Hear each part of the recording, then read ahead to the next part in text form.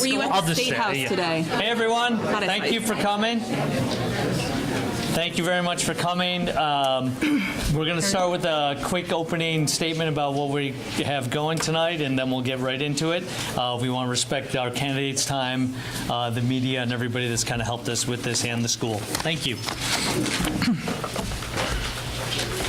Good evening. Welcome to the Unified Parent-Teacher Organization, PTO, Mayoral Forum. Thank you all for joining us here at Hunt Middle School and online with a live stream from CCTV.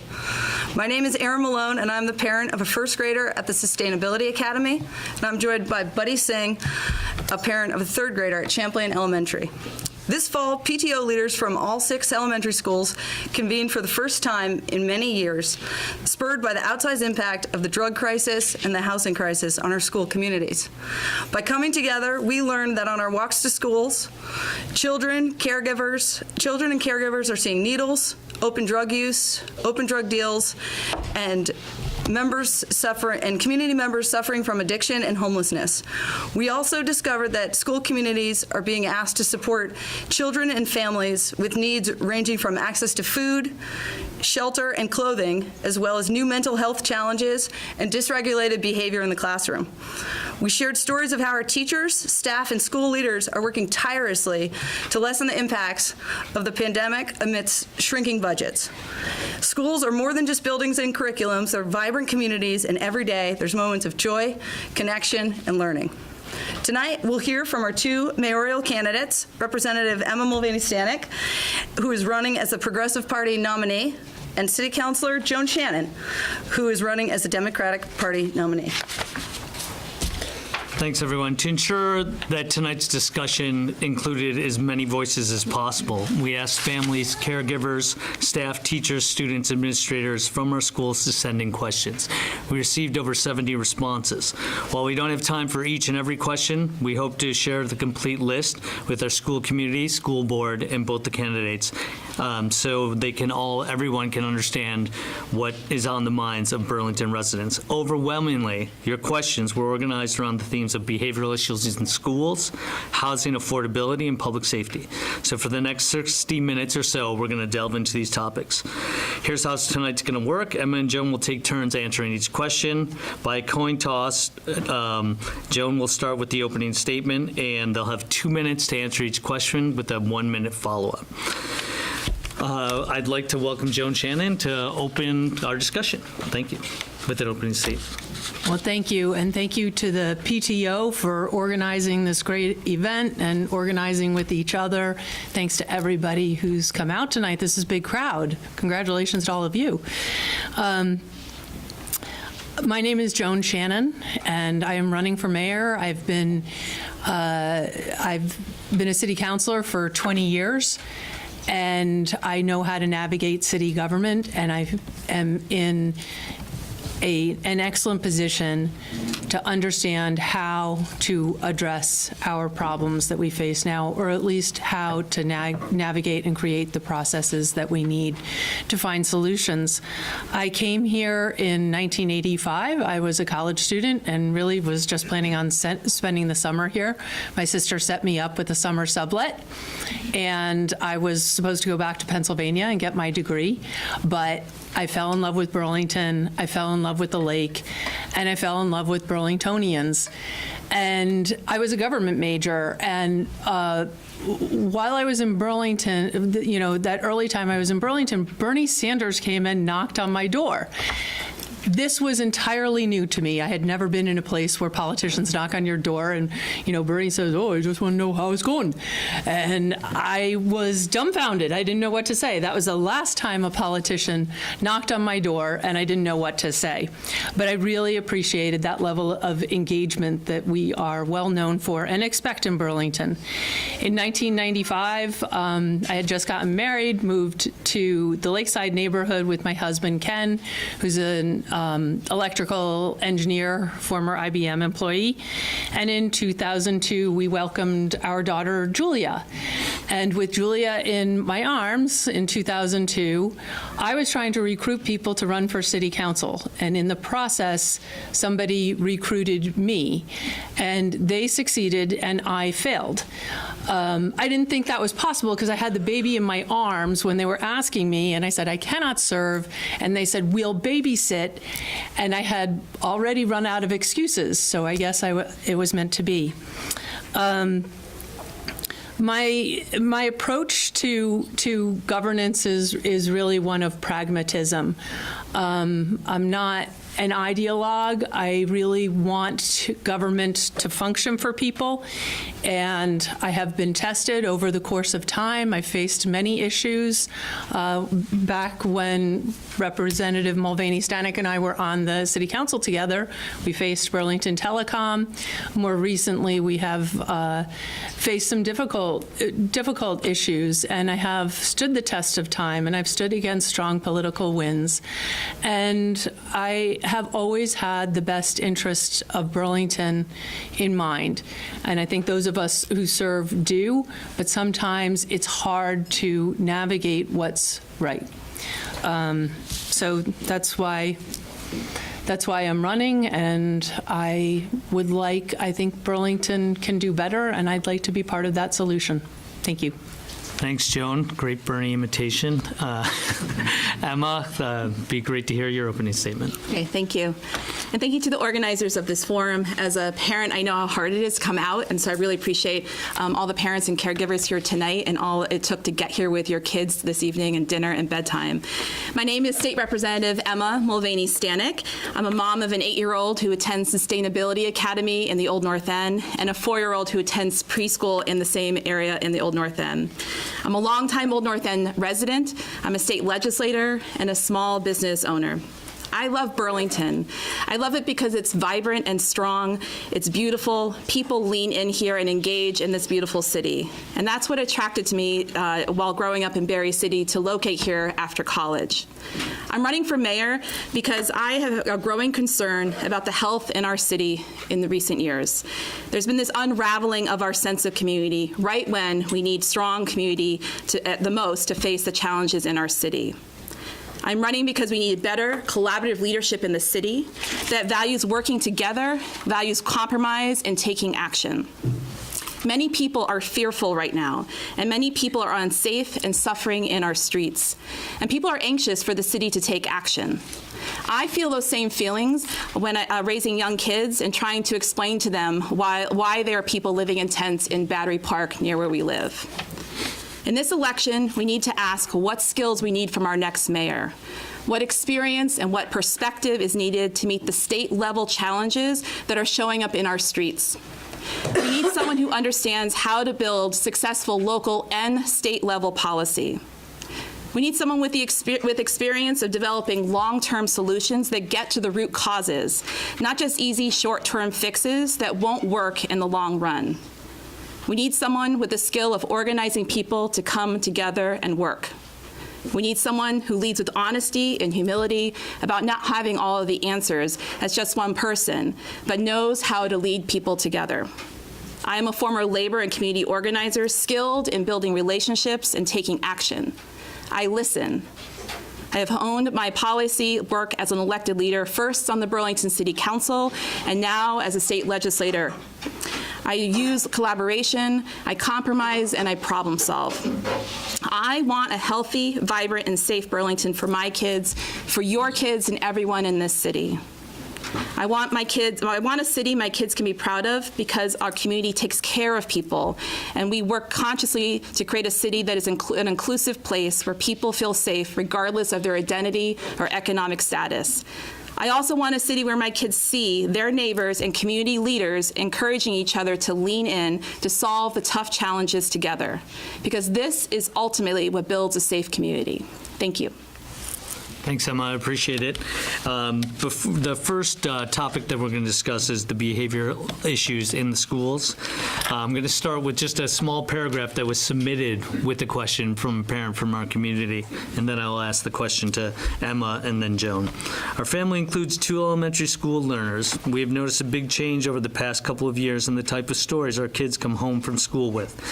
Most of these have to do with worrisome behaviors and situations for kids. Examples include angry, sometimes violent outbursts from kids, major struggles to stay regulated, repeated vandalism, and attempts at elopements when kids try to leave school.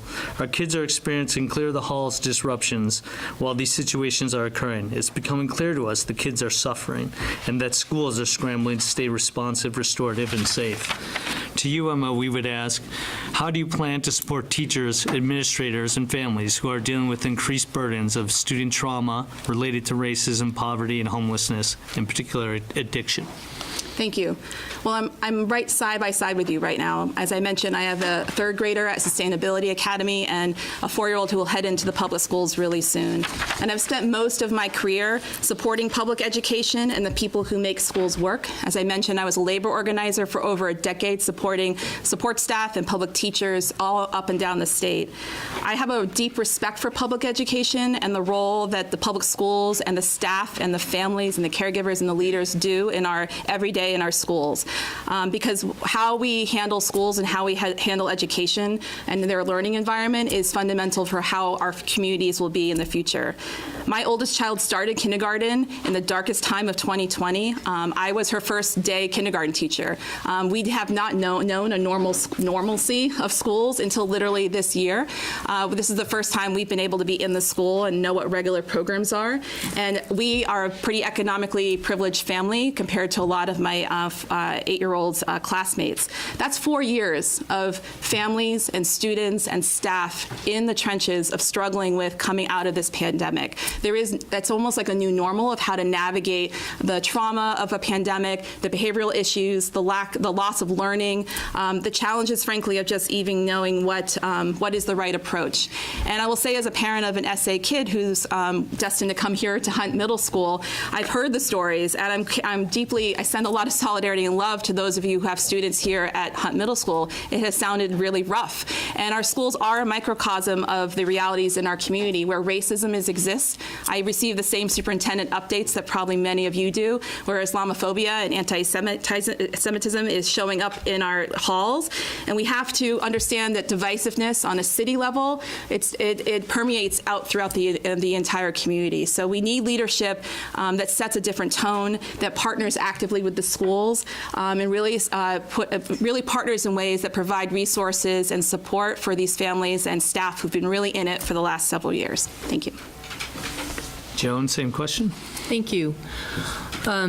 First, I just want to say I have such gratitude for the teachers that my daughter has had. I am a parent of a single child, and when I brought her to school and saw teachers that are managing entire classrooms when it was all I could do to manage the one, really, I am impressed with what you do all day long. And the other thing that happened when we first went to school is I found out that there was finally accessible mental health care through our guidance program in the Burlington schools. And it made such a difference. And I know my sister had a child of similar age in New York City, and she was being bullied. And in Burlington, the guidance program really taught the kids how to deal with bullying before they were being bullied, how to recognize it, what to do. And my daughter and her classmates had tools that that my sister's daughter unfortunately didn't have when she was really being victimized. So I'm very grateful for all that the Burlington schools do for our kids. And I think I have also heard about the behavior issues in schools that have been continually escalating, and particularly post-pandemic. It is evidence as to what the ills are in our community: mental health care, substance use disorder, homelessness. And we need state systems to address these problems. My own experience with our mental health care system is that we call it a system, but in fact, it's a patchwork of services. I know how difficult it is to access the mental health care that we need. And I've had the experience of trying to get somebody into the lockdown facility at UVMMC and being rejected time after time for various reasons.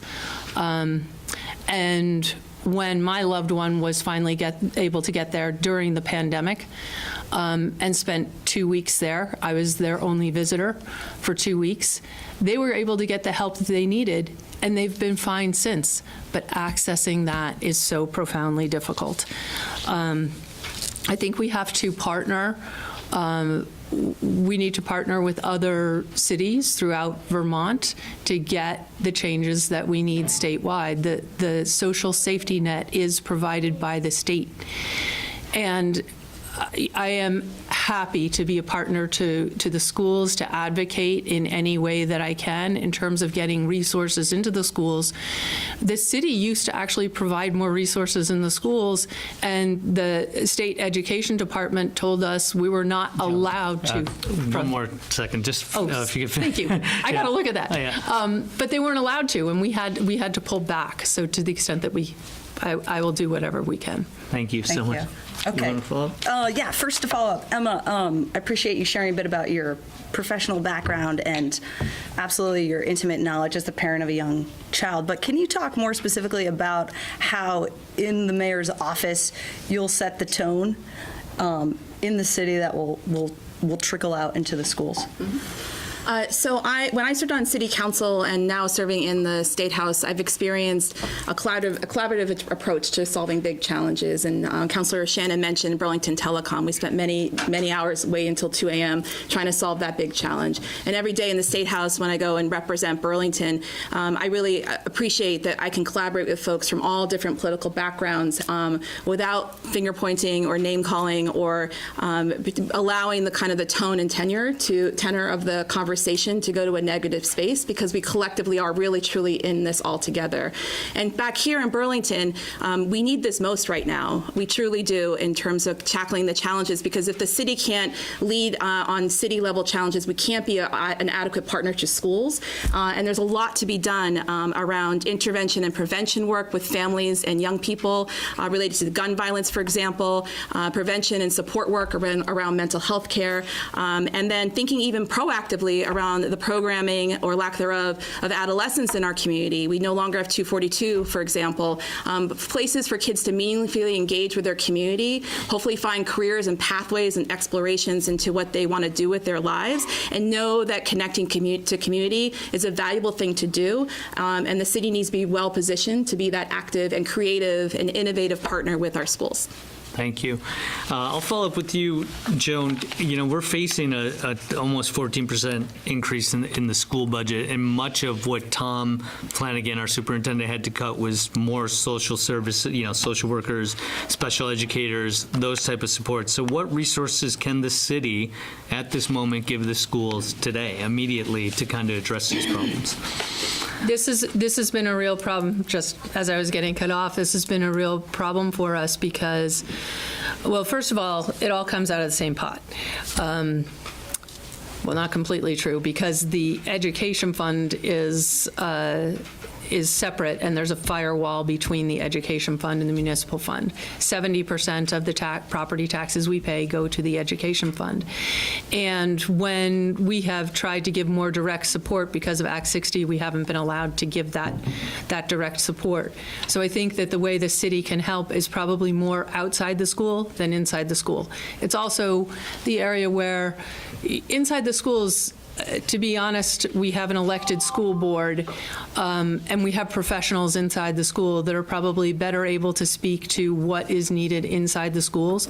But I think it's really important that we do what we can to make sure that everybody is safe and getting what they need outside the schools. Because I think that what's really happening is they're bringing what's happening outside the schools into the schools. Those are the behavior problems that you're seeing in the schools. And so families need a safe place to live. Kids can't come to school and feel safe and supported. Oh, there it is again. You're not in my line of sight. Thank you. This question will go to Joan first. Our entire city is experiencing pain. We see it manifest in the district through behaviors of children. What are you going to do to make Burlington a less violent community? I think that there's a few things. One is We have advocated for gun control in Burlington. We sent 3 charter changes to the legislature that we haven't been able to get to pass. There have been some other gun control measures that have passed. There is a lot of violence that is related to the mental health, substance use that we have in our community. Particularly gun violence and drug dealing often go hand in hand. I think that we do have to send a message that this is not a community where we are so permissive and we're going to look the other way when these things happen. We have we had an incident with a house that was well known to everybody, that they were dealing drugs there on a regular basis, and the approach was to address that through code violations. But in my opinion, the issue isn't so much code violations in a house that is dealing drugs, and there have been repeat problems with this property owner. I don't think people should be allowed to continue to own a property where you continue to have this kind of behavior and you have drug dealers in the property. We saw in Rutland 3 properties were taken, reclaimed, and turned into supportive housing. So I think that we need to address people's needs in the community. We need more housing in total. We need more supportive housing. We need more affordable housing. And there's a lot of things that the city is doing to address those needs. We need a mental health care system. We need to work with partners in the state. And I think it's really the controls outside. I think that our community spaces need to be safe. We need to address all of the things that our kids are experiencing in the community. Thank you, Joan. Emma, the same question to you. Thank you. Well, starting first with long-term solutions, I have been an advocate for gun reform on the state level. I introduced H98 this earlier last year, which included the old charter change that's been sitting in the legislature for the last 8 years that Burlington passed. I think that's an example of getting to the root causes of what causes violence in our communities. Those laws are too loose, and they've been too loose for a long time. We also have to think about violence prevention and intervention. I mentioned briefly before, because we have to be thinking upstream and not just in a reactionary mode to what's showing up on our streets today. And that goes again back to families and youth and thinking about where are we failing young people, where that seems like the only option, or there's curiosity because there is no other option for what those young folks are doing. We also have to address the failing systems that my colleague mentioned, because we have so many unhoused people on the streets who are struggling to survive and to meet their basic needs. And when that happens, people become desperate. And desperate people will do behaviors they wouldn't normally do if they actually had their basic needs met. So those are big, again, state-level challenges that are showing up in our streets. It's not fair for Burlington to be the only ones trying to solve those really complex issues. And we need to partner with the legislature and the governor to really solve those core fundamental root causes of violence and suffering in our communities. Just briefly, in terms of short-term solutions, we do need a community safety response system that responds, period, and full stop. We need everyone in the city to feel safe and be safe, and that requires police as part of that response, but we need to use them strategically, and especially when there's issues of violence or threat of violence. And I hope we get into this further, I'm sure we will, we need a much more diverse response in community safety, because it's much larger than one entity, and we need to have a response that doesn't create more harm in our communities and understands the history of harm that members of our community, some members, have experienced at the hands of police. We can do all of this. We can think innovatively and center people, especially those suffering most in our streets, with a smart community safety response. Sure. Joan, can you talk, please be more specific about how, if elected mayor, you'll send the message that that violence is not acceptable in this community? I think that what we see, the violence is connected to other things. So it isn't really just violence is not acceptable. It's it's really that open drug use, open drug dealing, these kind of behaviors are not acceptable in our community. And I do think that when we're now seeing these things, and in the name of kindness, we're being permissive about things that I don't think we should be. I think that people should be held accountable. I think that people should be arrested for openly using and openly dealing in our community. This is our community living room, and we need to have boundaries. We have those boundaries in our homes, and we have those boundaries in our public spaces, on our streets, in our parks. And I am not saying that people need to be incarcerated for long periods of time. By no stretch is that what I believe. I believe that that kind of intervention can be the pathway to getting help, but it can't continue to be tolerated. And actually, my office right now is just down the block from Burlington High School, and I see the same things, that our high school students see.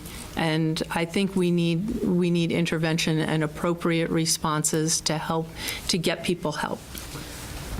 And I'll follow up with you, Emma. In my research for this, I did speak to people in law enforcement. The response time, I've heard a dispatcher say, it's not that I don't want to send somebody. I don't have someone to send. So I understand. I would love to hear what your solution is to kind of get the response time to where people would feel that it's appropriate and safer in the community. So police departments across Vermont and across the country are really struggling with hiring enough staff. And I'll tell you, as a former labor organizer, the reasons why people do not want to work somewhere or stay somewhere often has to do with culture. It also has to do with working conditions, as well as just the conditions of perhaps even the larger community. So we have to reestablish trust so that we have a police department that works for this community, that's right-sized, and where we are strategically using the police where their expertise and professional know-how are best utilized and needed. And so that comes from leadership, but it also comes from making sure we're understanding the trends in the workforce in general, because it's not Burlington alone that's experiencing this. In terms of response times, I think we need a more transparent process. I don't know about all of you, but I'm confused about who I call when there's a quality of life check for someone who might be suffering on the street. And I know that an armed police officer is the wrong response. Or as a member of the queer community, I don't feel safe calling the police because my family might have experienced a negative experience with police before. And so I want to make sure that's more transparent for folks in our community to know who to call. And if that's through dispatch, okay. But we need to make sure that we're resourcing the different parts of community safety so that we're sending enough social workers or enough mental health crisis professionals and getting programs like the Burlington Cares project up and started and functioning so that we have a comprehensive support system that is able to respond timely and to every call when someone calls for help. Thank you so much, Emma. Just a reminder, this is the Unified PTO Progressive Party candidate, Emma Mulvaney-Stanak, and Democratic candidate, Joan Shannon, at Hunt Middle School for the Mayoral Forum. I'm going to hand it over to Erin. Awesome. Okay, so next we're going to talk about housing affordability. I'm just going to give a little background, and then I'll ask a question. Emma, you'll answer first, and then Joan. We often talk about affordable housing all the time, but housing affordability has specific implications for our schools. Housing issues disrupt families, classrooms, schools, and neighborhoods.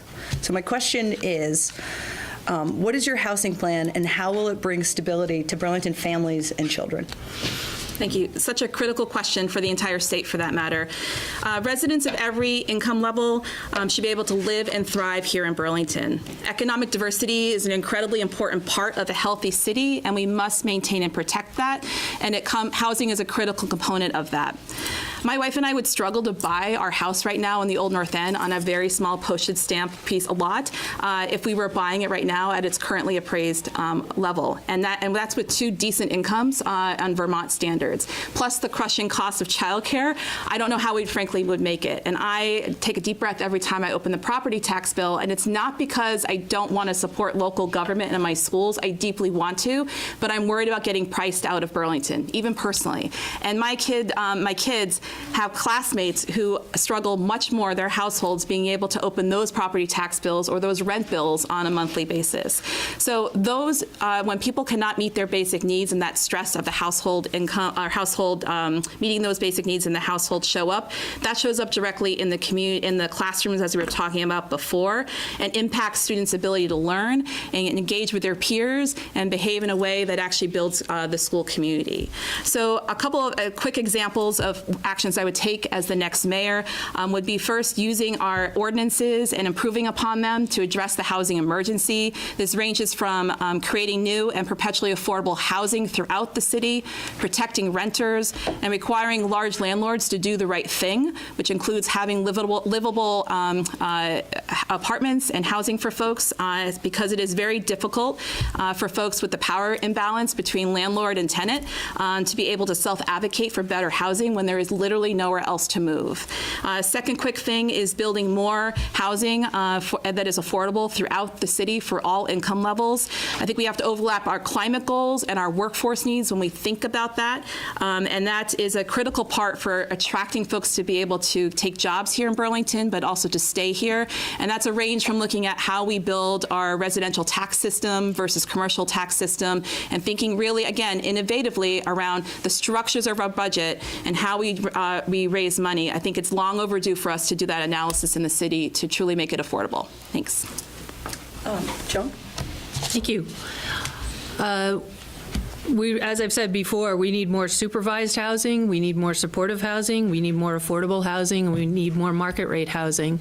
My housing policy is what I have called a hybrid housing first, treatment first model. And that, some people have questioned me. It's like, well, is it housing first or is it treatment first? That really came out of talking to low-income housing providers. And what I have been told by these folks is that housing first is really what works for most people. How do you solve your mental health problems, your substance use problems, without having housing?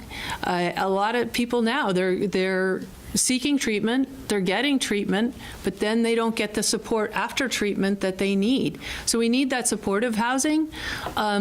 But we need housing. You can't put somebody who has a substance use disorder back out on the street after treatment. That's not going to be successful. And why I say it's a combined housing first, treatment first model is because we've had examples of housing in Burlington where people are coming in, they are dealing drugs and using drugs and inviting other people in who are using drugs in the stairwells, in the common areas. And some people do need to get treatment in order to be successful in housing and not victimize the other people in that housing. So that's really what I mean by that program. And did I get a stop or did that? Oh, okay, because I saw a sign, sorry. We have a lot of good projects coming online very soon. The South End Innovation District, which is going to bring 800 to 1,000 units online. Neighborhood Code, which will allow more housing all throughout the city. And also a condo conversion and home ownership, which I don't have time to talk about. Thank you. Thank you, Joan. Okay, so I'm going to follow up. I appreciate those specific actions you brought up about the ordinances protecting renters, managing big-time landlords more efficiently. But do you have any solutions for the next 3, 6, or 12 months specifically to help support schools in making them more stable for families and kids? Specifically to housing or to the schools themselves? I guess we're talking about how housing affordability creates instability within the school community and for kids. So is there anything in there? Okay. Well, a couple of just quick examples. So as folks know, when we pass a charter change here in Burlington, it has to go to the Vermont legislature for approval. And we've been having a charter change up on the wall. We literally have walls where we put index cards. It's old school in the state legislature. That's been about just cause eviction. You might have recalled voting on that over 2 years ago. That has been sitting being in the legislature, I think it's a long time that we get that past the finish line, because what that will provide is a transparent process and protection for renters, which are many of our students, their families. 60% of folks in Burlington are renters, and to have a fair process where you're not forced out when your lease ends, or when through no fault of your own you're getting evicted from an apartment, that creates deep instability for families. It will cause people to go into homelessness, and that is completely disruptive and traumatizing for families. So I think if you need a 3 to 6 month exact example, that one we could take across the finish line, pass, and send to the governor, and be done within the legislative session. I guess, Joan, my follow-up with you and this supervised housing, the funds, the resources that we would use as a city to kind of tackle that sort of problem and provide that sort of housing. I don't think that this is a problem that Burlington can solve. When I'm talking about supervised housing, I'm talking about facilities like the locked mental health care facility up at UVM, or substance use treatment facilities, and even in some cases incarceration. That is all levels of housing, and I don't think that it is provided by the city.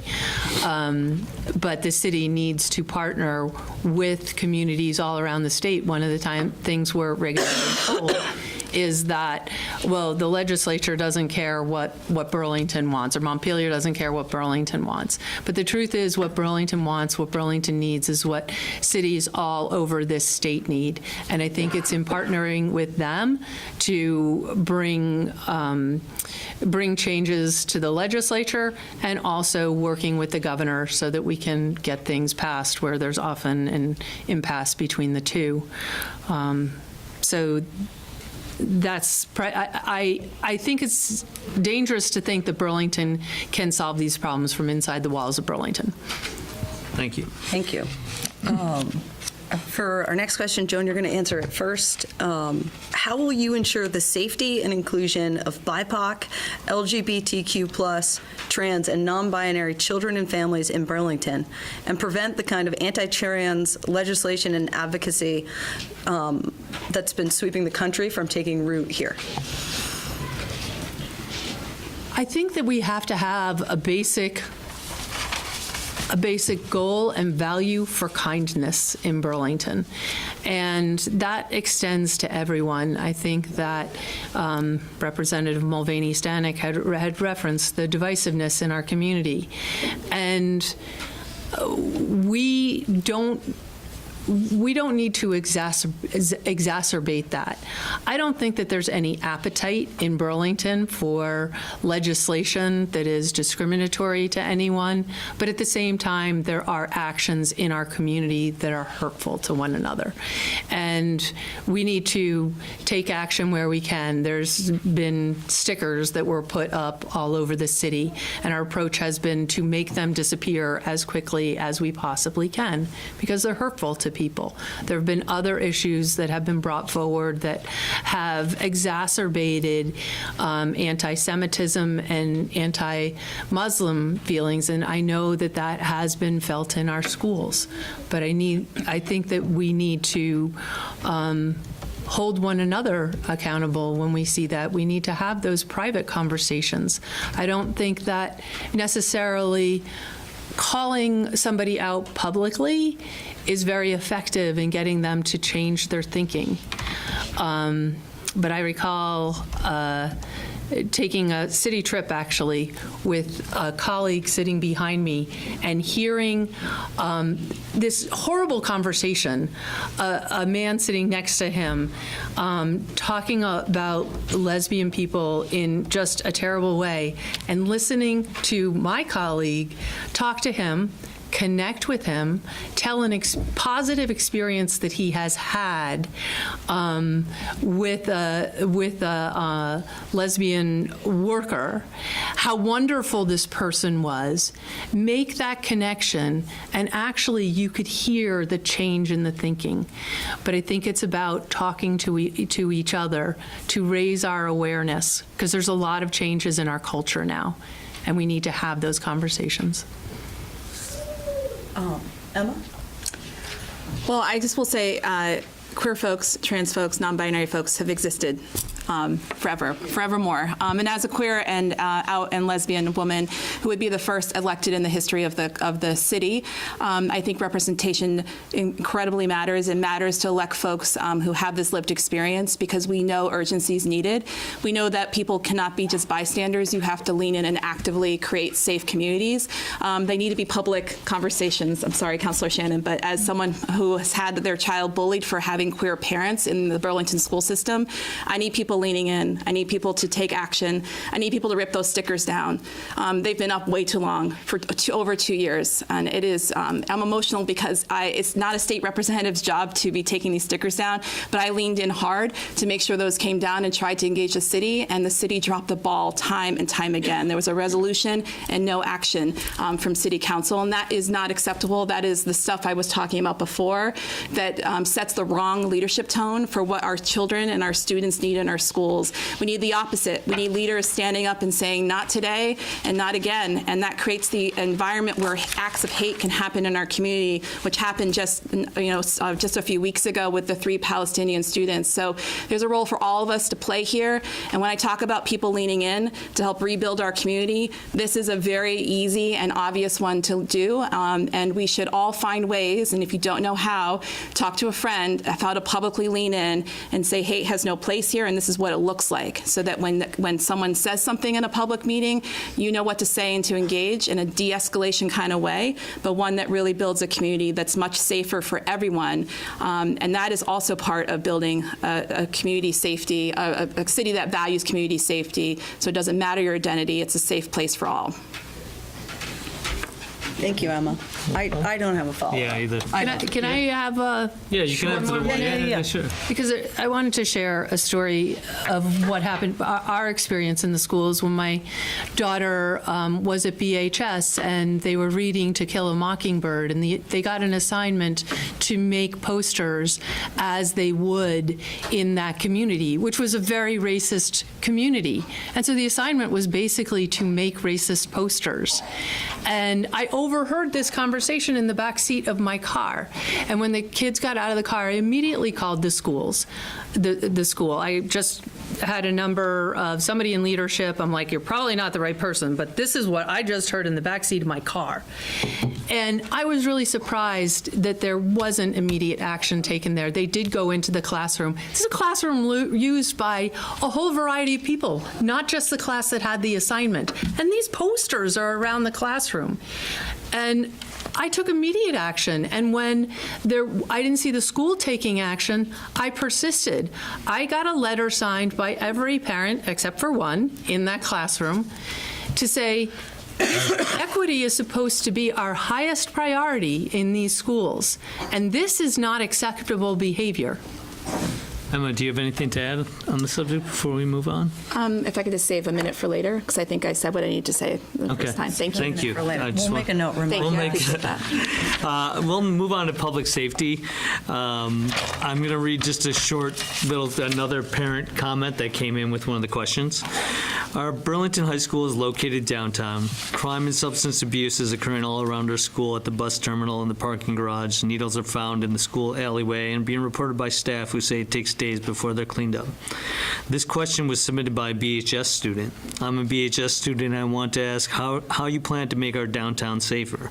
And we would like to add, how do you plan on making our current high school and all of our school campuses safer? I believe, Joan, you're first. Sure.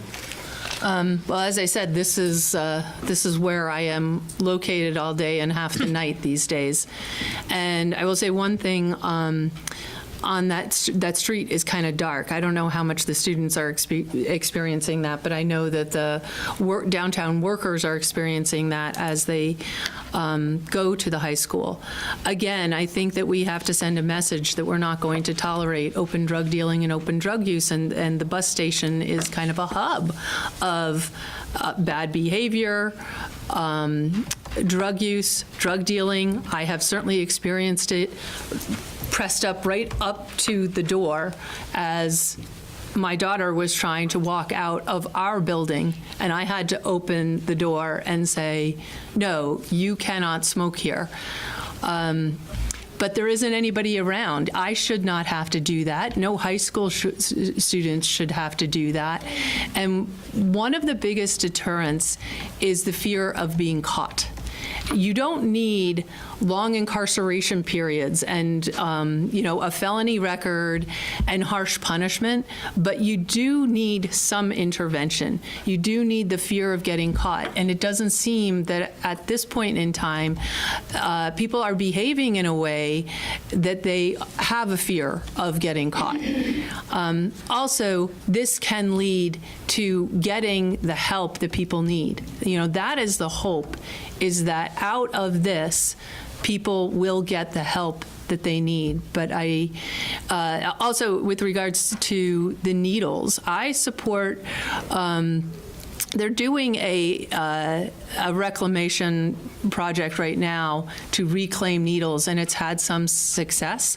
But I do think that there is a better model that's right now in the city attorney's office, which is severely understaffed, which is a better proposal to reclaim the needles and offers better rewards. And it's been done in other places, and it's been very successful. Thank you. Emma? Thank you. So I really truly want Burlington to be a place where everyone is safe and feels safe.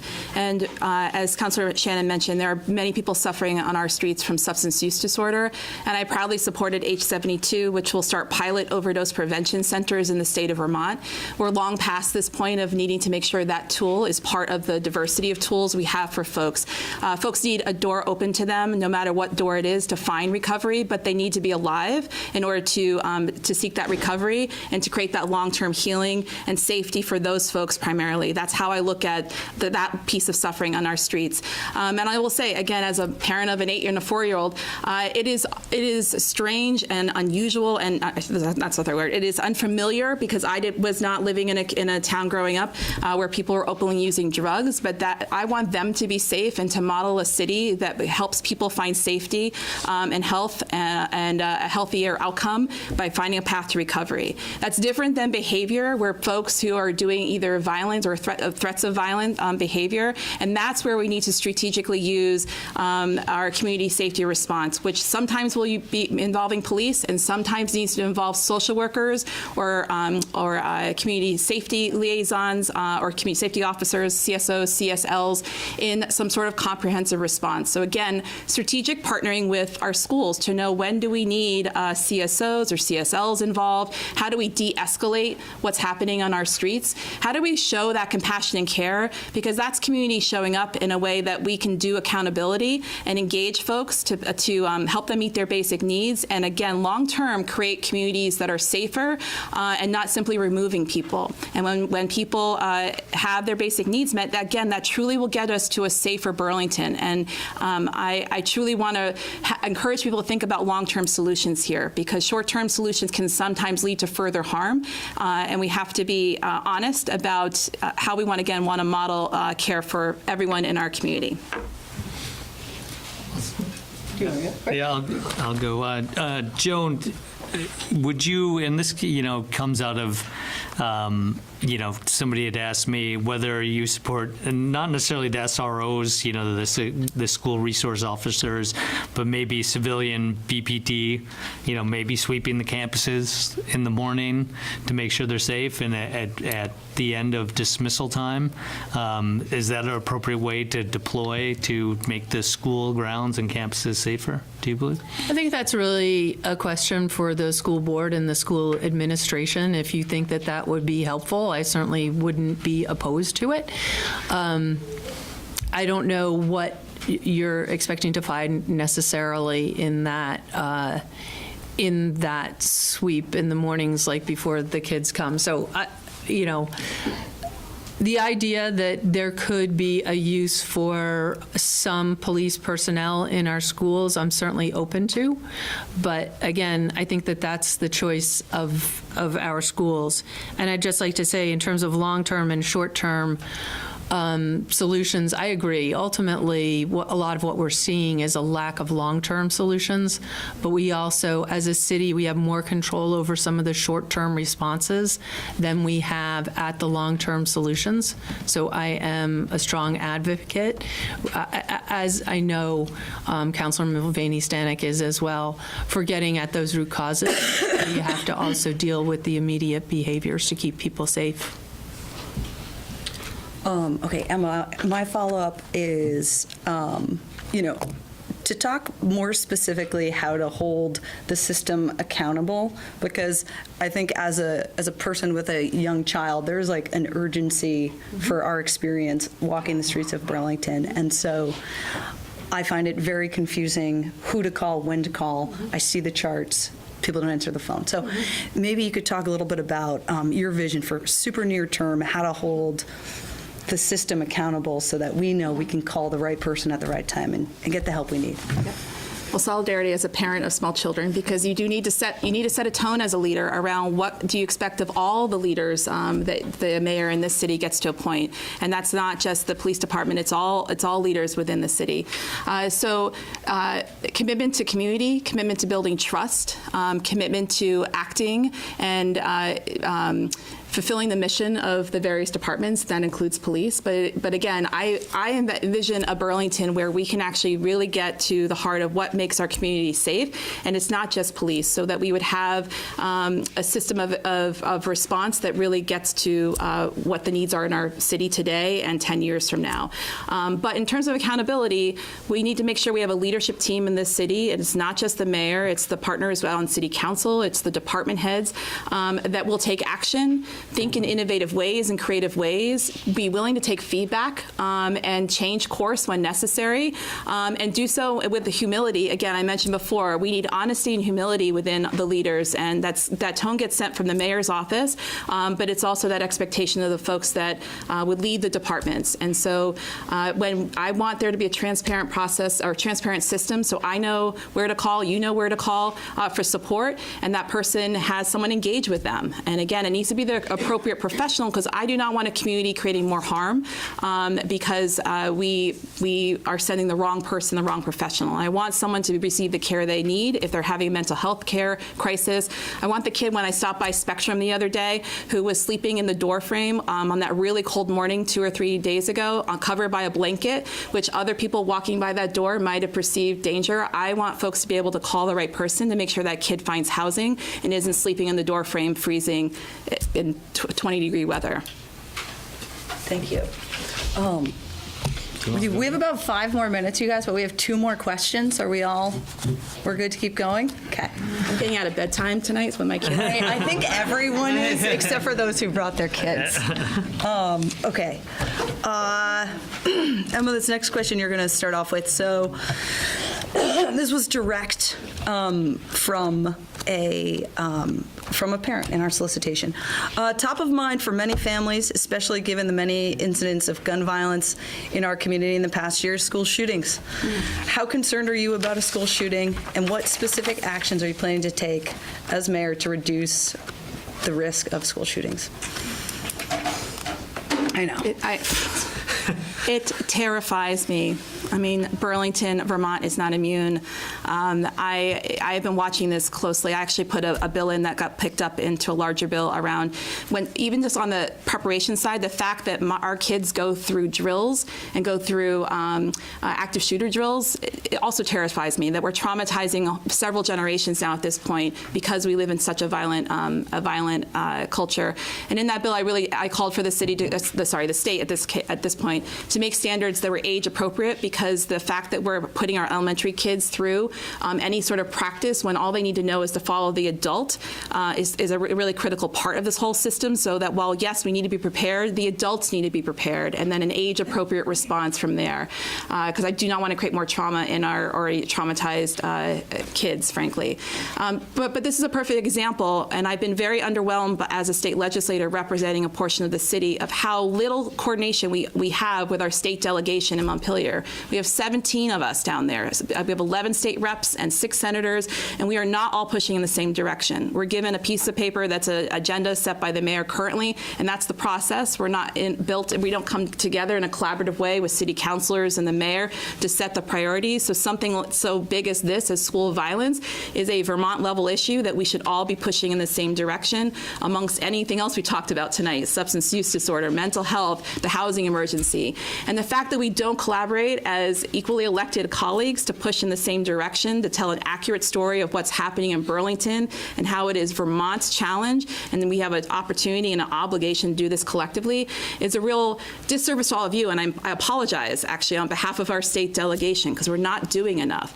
And so, again, with something so critical as school shootings and violence and easy access to guns, we could be pushing so much harder on that, and requiring the governor to come here to the city to really, again, be a partner, be the governor that includes Burlington, is something that the mayor can really do and convene with our 17 colleagues and then the 12 city councilors as well.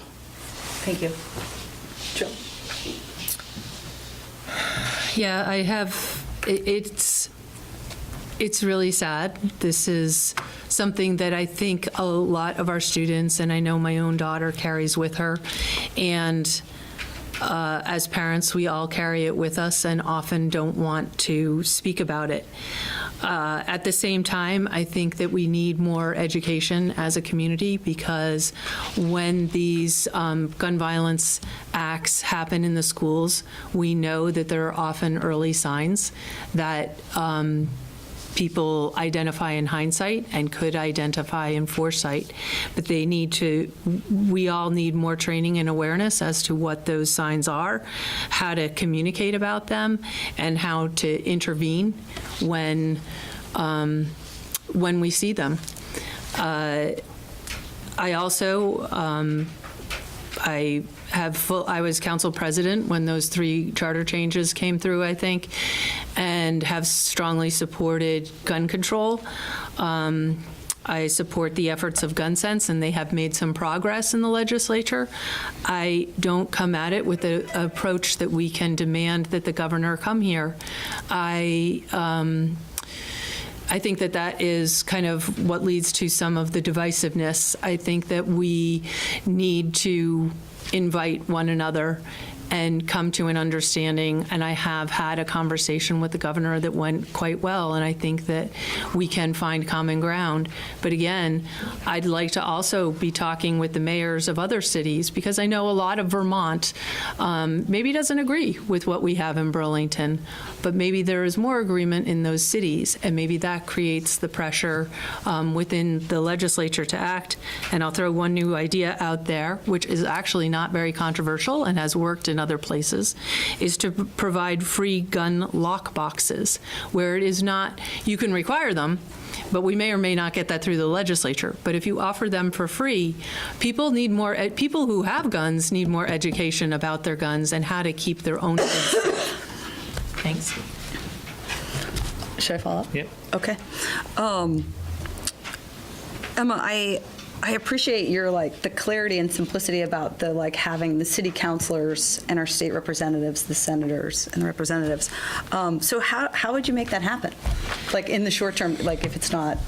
Well, I've been doing that already as someone who's organized for a living for over a decade, and I was with that kid in high school, was the chemistry partner. You wanted to be partner with me because I got the job done. I mean, I'm not even joking. Ask my Spalding High School I chemistry. believe that. Did you believe it, actually. right? I get that, yeah. Because I don't know if you noticed, we've passed 8 charter changes. Thanks so much, City Council, which is a lot of work because it goes down to the legislature, and that requires 8 separate bills, 8 separate systems to go through the 2 chambers and then to the governor. And I led the delegation through the vacuum of leadership, frankly, to get 7 out of the 8 across the line, and Just Cause is the last one. And that ranged from all resident voting, which we get to finally use this election cycle to ranked choice voting for all levels of the ballot, to really wonky, boring, dry, changing the ward lines in the city. I mean, I steward that through, and it's something that I would continue to do as mayor. However, on the front end, I would make it a collaborative process. So I think everyone knows when you're on a team, you get involved from day one,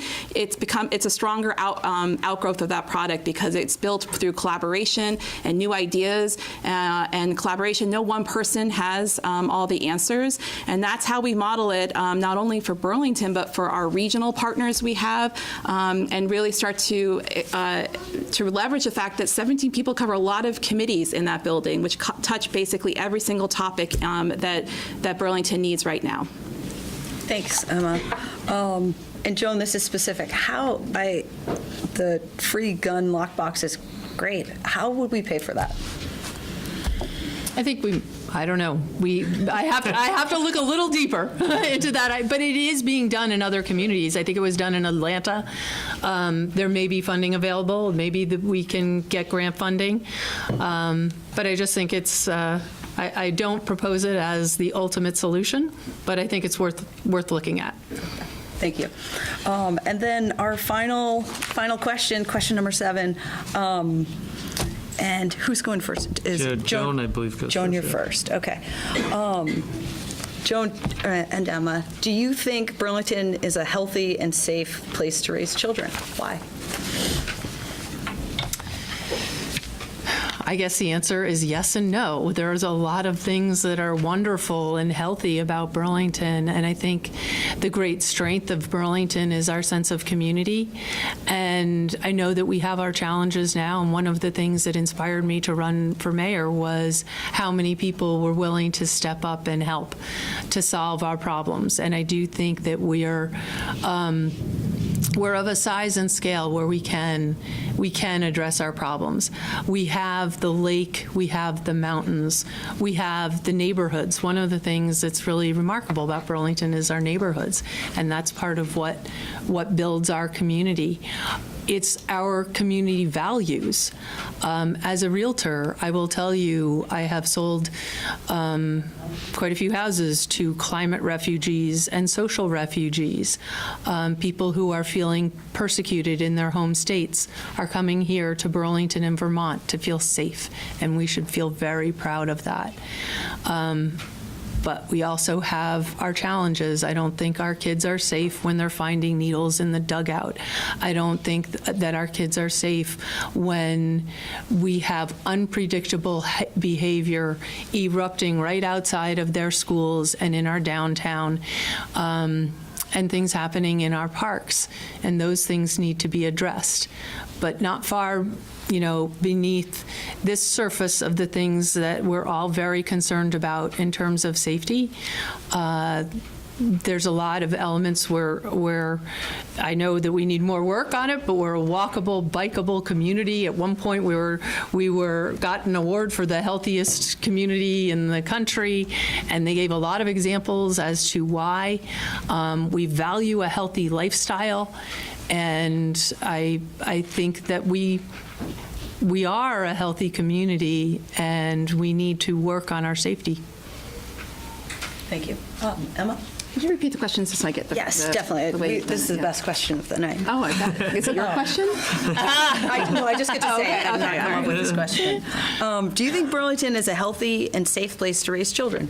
Yes. Why? Yes. I have an 8 and a 4-year-old, and it is an active choice to be here, and we have no plans to go anywhere. We've put our roots down. I'm proud to call Burlington my home for the last almost 20 years. And I've picked it because having grown up in central Vermont, again, there's a vibrancy here, there's an energy here, there's a leaning in of community I've not experienced in central Vermont of those years growing up there. And yet building community is an act of love, and it is a verb. We need people, all of you, to be leaning in to make sure that this isn't just left to 13 people, 12 city councilors and 1 mayor to come up with changing and addressing the challenges that are facing us in Burlington. But I also think that a big part of it, and we've touched a little bit on it tonight, is around truly valuing economic diversity, because that is another huge part of a healthy community, and one for which I want to raise my kids in, and that means being committed to affordable policies and affordability. It means recognizing respecting the dignity in every single person here, regardless of whether they are in an apartment, a home, or unhoused in our parks right now. But we also need a community that everyone is and feels safe in, and we are not meeting that standard right now. And again, I want to model that for my kids so that they feel just as proud about Burlington as I do. And just finally, I want, again, this community to be one that's livable for everyone, both people, and that includes being a safe and inclusive community where it doesn't matter about your identity or your economic status, that this feels like your home, and that you are not treated differently because, again, of your identity or economic status, and our climate. We are in a climate emergency, and I hope that future forums get into climate policy more deeply, because if there's one thing that we need for our kids is a healthy planet and doing our part and helping all of you do your part to make sure that we can minimize our impact on the climate and understand the role Burlington can play in this much larger crisis than all of us. But we desperately have to also address that. Thank you. Great, thank you very much. We're going to do closing statements now. At the coin flip, Joan chose to speak first, so Emma will take the close of the closing statement. So Joan will go first with closing statements. Thank you.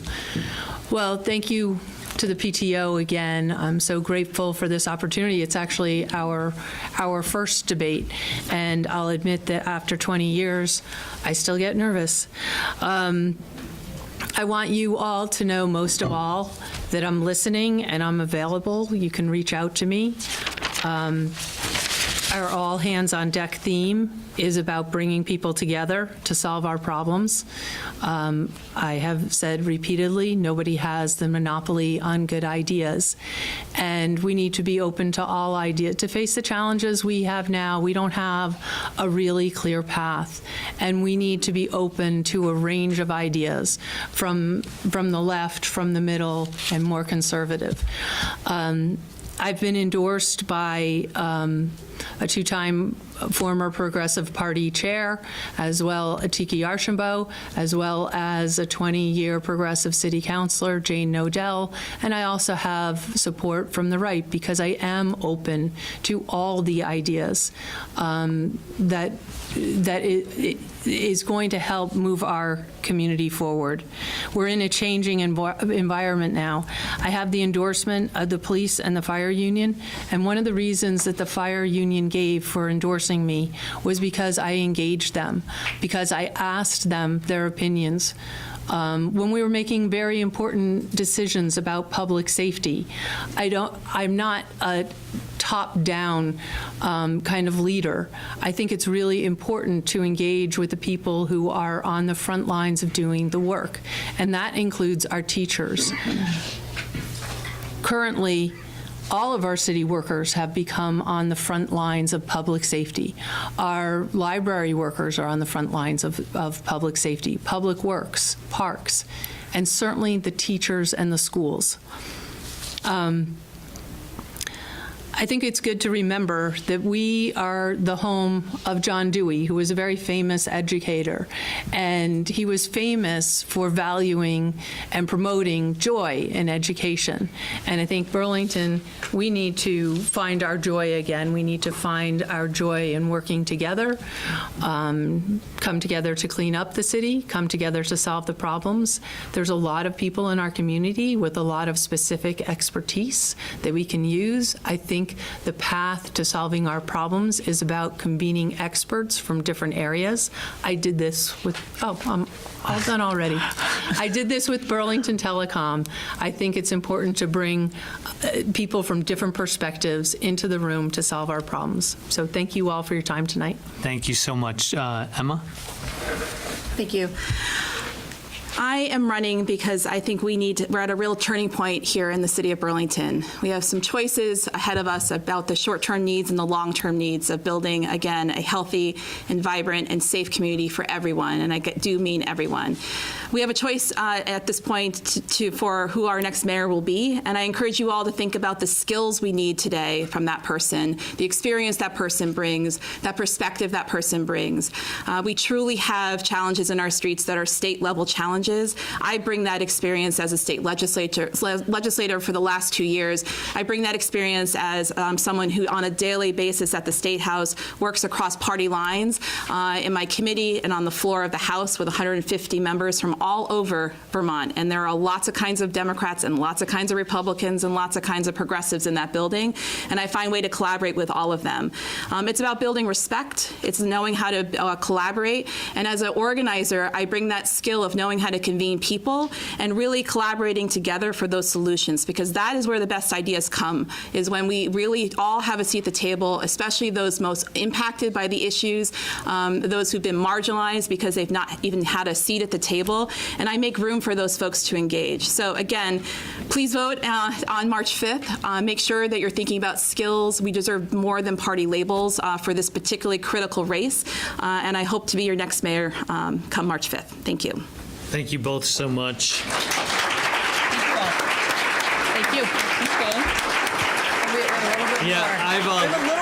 Just a tiny little close for everyone. We want to thank our greater community of families, school administrators for supporting us in putting this together. Thank you, CTV, for making this available to the entire Burlington community. A special thanks to Hunt Middle School and Principal Alexander for letting us to use the space.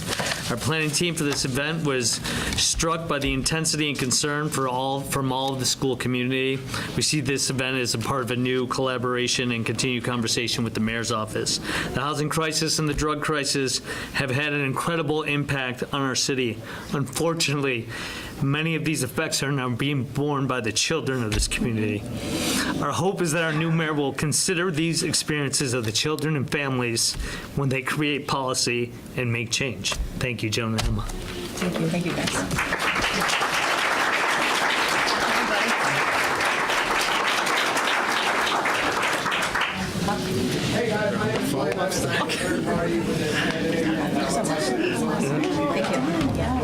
Thank you so much. We really appreciate that. Yeah. Really? Yes. Yeah. Thank you so much.